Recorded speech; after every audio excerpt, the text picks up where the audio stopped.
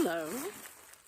So, this is my third video on how narcissistic people, how I have experienced them, looking back, being able to actually contribute to my creative inspiration and work and my wisdom as a woman. And wanted to say I think the reason why, one of the reasons why empathic people, very compassionate, kind people, giving people can be in relationships with narcissists is because they intuitively know that we're stronger than them. We're stronger, and we have been able to access more light. That's why we're compassionate and kind and empathic. That's why our imaginations are lit up.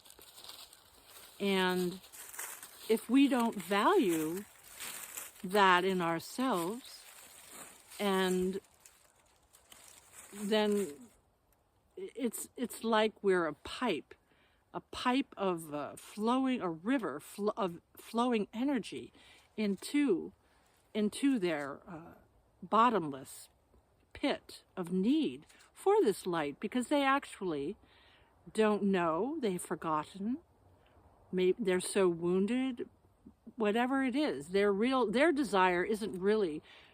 I've shared that my real desire was to create from this divine connection in all my life.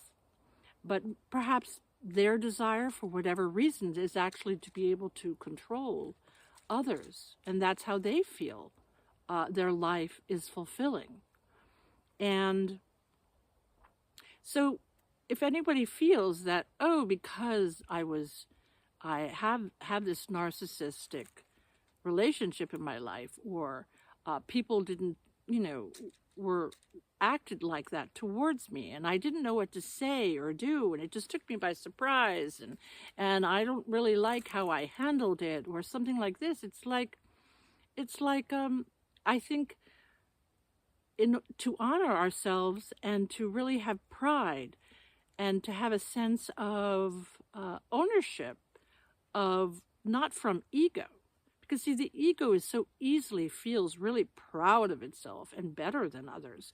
But to really feel proud of ourselves for our true self, nature, that is that they actually need what we have, and we don't need what they have, and we don't really even desire it, but it can look good on the outside, because it can look like, speaking for myself, it looked like all these, I've had different people, not just my ex-husband. I've had friendships where I can see this being played out.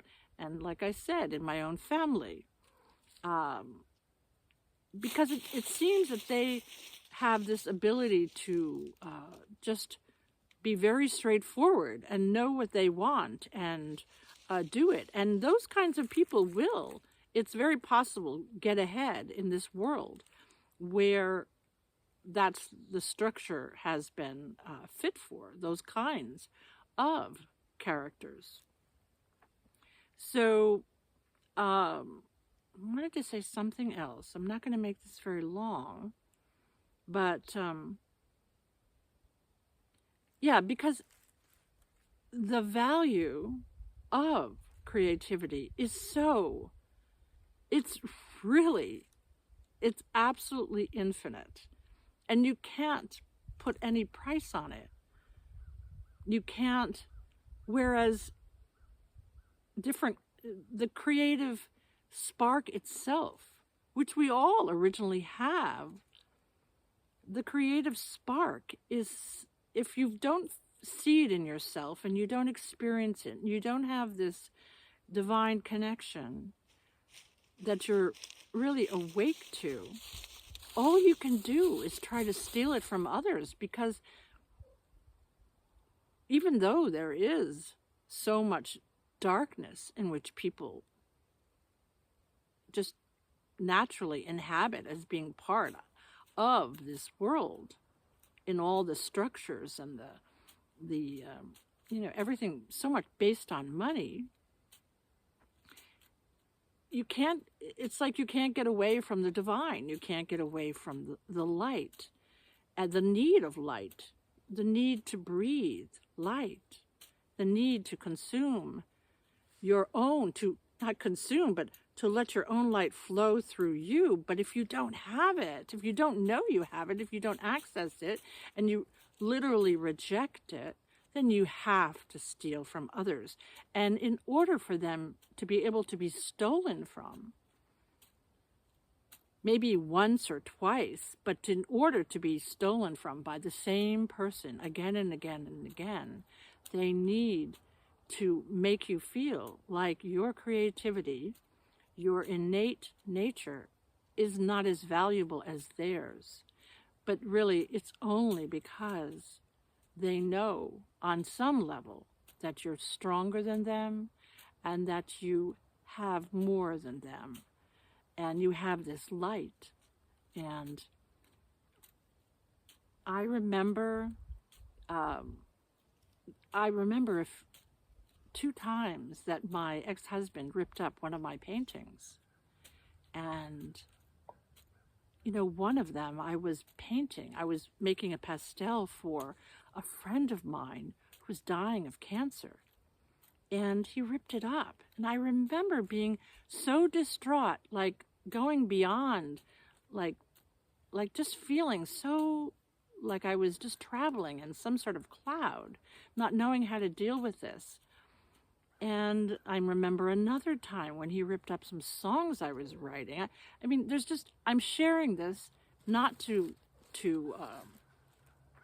the reason I'm sharing this is because I wanted to, without shame and without blame, even without blame of him or myself, that these are things that happen, and they happen to me, and they can happen when people are literally dying for light. And imagine if you're in a desert and you have no water, and the only way you can have water, if you don't have a divine connection, and the divine connection is the water, is to attack a person who has water. And so it really is very, there's so many ways to look at it. And I think when you're a creative being, if you're open to that divine connection, you can see different things in life and then kind of step back. And it can even become something that inspires you, not to necessarily write about it or paint it, but inspire what is the balance of that, or what is my way of healing from that, or what is my way of actually bringing my light to it and shining my light to it. What will it become then? And it doesn't mean turning from it and bypassing it and saying, oh, that didn't exist, that didn't happen, I'm just forgetting about it, and then going on to, that's kind of like, the I'm fine club. And it certainly doesn't mean complaining. It doesn't mean complaining. It doesn't mean blaming. It doesn't mean criticizing. Because those things I have found through much of my marriage doing that. It's just a way to stay in the same place and endure it. And it just kind of, like venting, just makes you feel good in the moment, but it doesn't move us forward. And so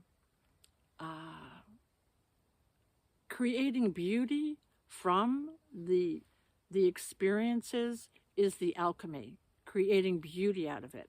And that's an organic process. You can't fake it. You can't do affirmations about it so that you then you feel good. I think it's something that just, if you focus on What I've done is focus on the visions, because that was what was given to me. Everyone has something, a different gift they're given. I was given amazing visions, and I love them. And so I am now more aware of what that means to focus on them, and focusing on them, then I create reality out of them. I create reality in a tangible form.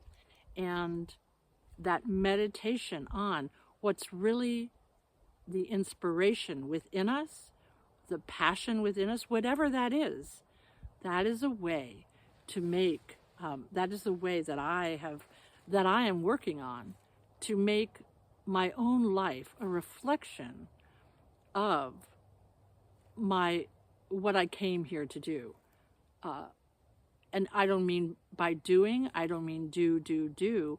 I mean doing my being, instead of being connected to other people's being and doing. It's for each of us to be and do who we are.